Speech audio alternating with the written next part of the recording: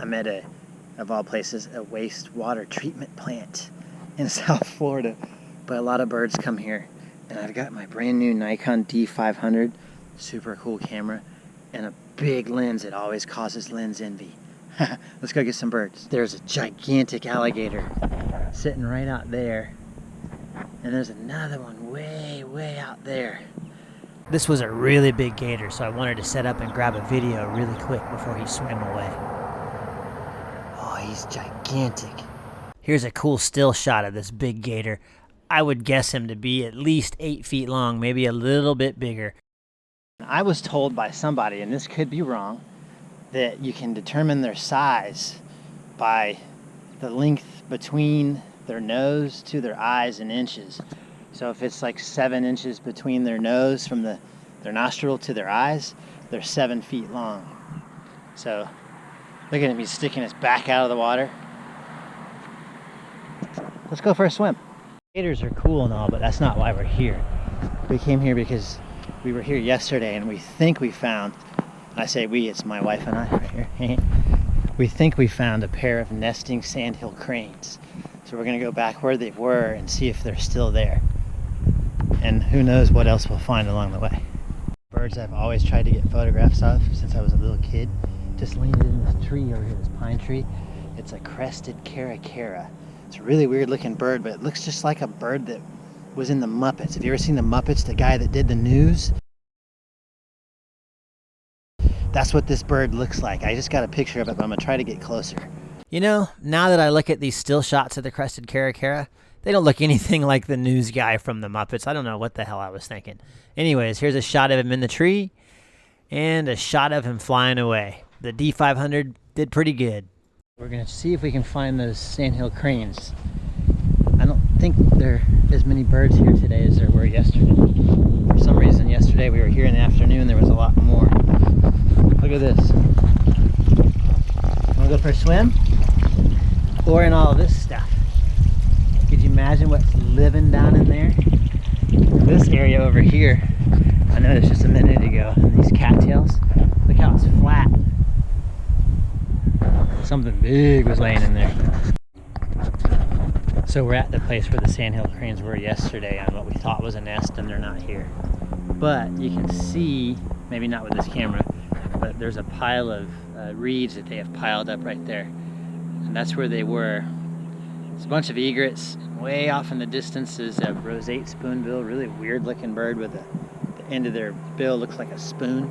See if we can get closer, maybe get some pictures. My stealth skills weren't working very well, and I spooked the spoonbill, but here's a cool shot of him flying away. This is something a little unusual that you won't see everywhere, but you see it often in Florida.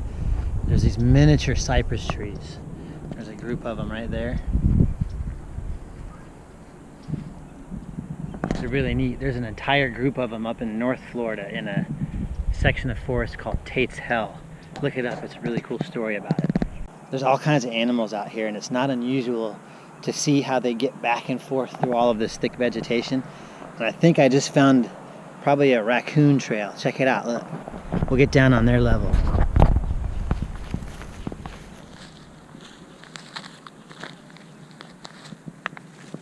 They cruise right up through here.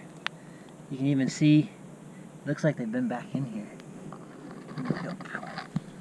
And they pop out the other side, and they're right at the water. See all the little footprints down there, right by those cypress trees. Look out for when you're walking around out here. I mean, there's snakes, there's alligators, but these little guys, these are fire ants. And it's not, look at all the birds flying away. Got interrupted. These little guys hurt, and sometimes you get stuck looking at something and not realize you're standing right in a pile of them, and then they're all over your legs eating you alive. Eesh. Here is a really, well, I wouldn't say rare, but it's on a lot of birders' lists to see. That's a limpkin up here in the pine tree, and they eat all these snails. I'll see if I can find some shells on the ground. I hear some cranes too. You hear that? So there's the Sandhill Cranes, obviously right on the other side of this tree line, and there's a road right there. I'm gonna see if I can get some more pictures of this limpkin. I was able to get a really good picture of that limpkin hiding up there in the pine tree. And here's a cool close-up crop of his face. Look at all the detail in those feathers. That's amazing. The Sandhill Cranes are actually standing in the middle of the road, blocking traffic. They won't move. There's a van right here. They're getting angry at them. Look at them. I met a guy in Colorado who was a farmer, and he had peaches. He had a bunch of peach trees, and he said that in the spring when you hear the Sandhill Cranes, you know you better have everything planted because summer's coming. That was like their signal because they migrate up to there. About those limpkins eating all these apple snail shells. Oh, look at this lizard. I've never seen anything like it. Oh my God, what is that? I'm serious, come look at this lizard. I gotta get a picture. Okay, I've lived in Florida for over 40 years and I've never seen one of these lizards before. I don't think it's a native species. In fact, I think it's a brown basilisk. They usually have a crest on their head, but this one doesn't, so I'm a little confused. If you know what it is, let me know. That's what's so cool about this place. Or any place, really. You never know what you're gonna see. But this lizard, I've never seen one before. So I have no idea what he is. But I'll leave him alone. Pretty cool. But here's all the apple snails I was gonna show you. Look. Here's one. Hopefully there's nothing out there that's gonna come get me. My wife's watching my back. So look. Here's 2, 3, 4. There's another one, 5, 6. There's some more. Look at them. They're everywhere.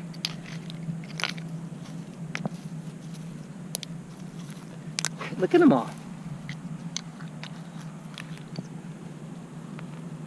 They are literally everywhere.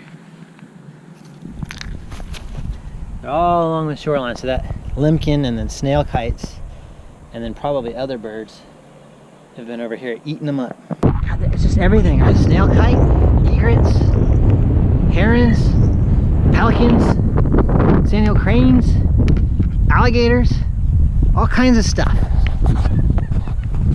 Hold on, we're getting closer. I really want to get some pictures of these white pelicans because they're really cool. Pretty close to these Sandhill cranes and they're blocking the path, and I don't want to get too close to them and spook them. But I was just taking pictures of this one preening, and I'll post the pictures, and it's got a bunch of feathers stuck to the end of its beak. It's kind of funny looking. They're really cool looking birds. Look at it. Yeah, this is like some down stuck to the end of its beak, blowing in the wind. It's hilarious looking. I was able to get some really good shots of those Sandhill cranes. They didn't seem to mind me getting too close, but I stayed back, I don't know, maybe 15 or 20 feet. But that big lens I have is the Tamron 150-600mm, the early version of it.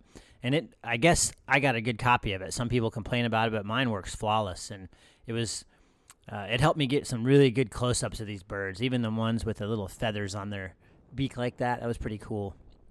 And the footage that comes after this was actually footage I shot with the D500 in 4K and that same lens, and it's absolutely incredible. A lot of people said this camera wasn't good for video, but it's just a little tricky to get used to using it. The interface isn't the greatest, but I think the video quality of these Sandhill cranes speaks for itself.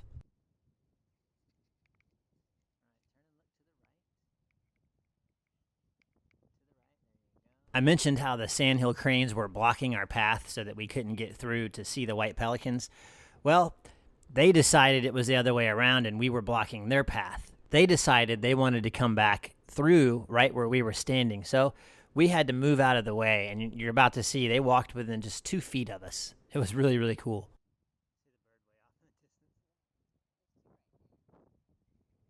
Hopefully this isn't a when animals attack video, but these guys were coming right towards us. So I'm trying to move out of the way, and hopefully they'll go right on by. Do you want to come down here?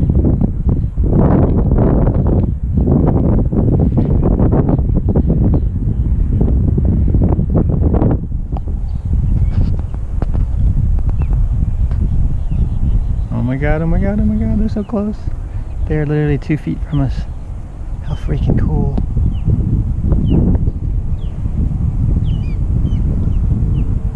hope this is recording.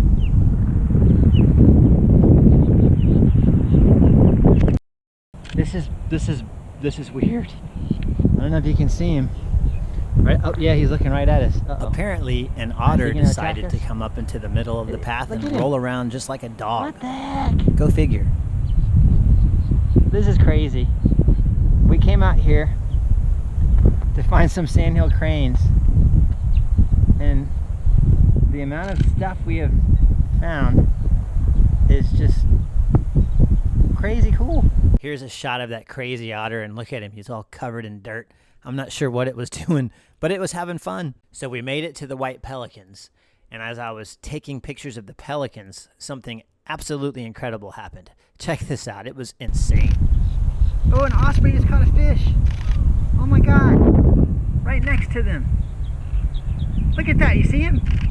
I do. All right, so this is what I love about photography. If you're in the right place at the right time, you have the ability to capture these incredible moments and save them forever. Wait till you see the pictures I got of this. They're absolutely incredible.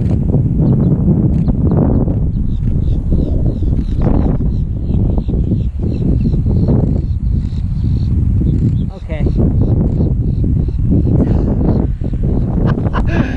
Insane! Here are the shots I got of that osprey, and man, are they incredible.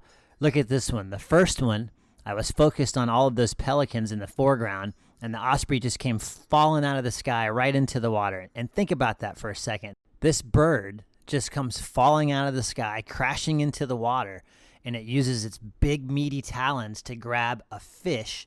And as it hits the water, it actually goes underwater. And now this bird is part of the food chain, because a gator could swim up and grab this bird. And now the bird has to escape the water, has to fly out of the water with a fish in its talons and get away. Just that in itself is absolutely incredible. And you can see when it hit the water, all the little white spots. That's the splash that it made. And it was like probably 10 feet wide. And all the other birds around him are just doing their thing, except those black cormorants. All right, in the next shot, the osprey is now out of the water and lifting the fish up with those big meaty talons. But check out those birds underneath him, those black ones. They are cormorants, and then there's one to the left. These birds now know the osprey has a fish, and they're going to do everything they can to try to steal it from him. Meanwhile, all those pelicans in the foreground, they're just relaxing.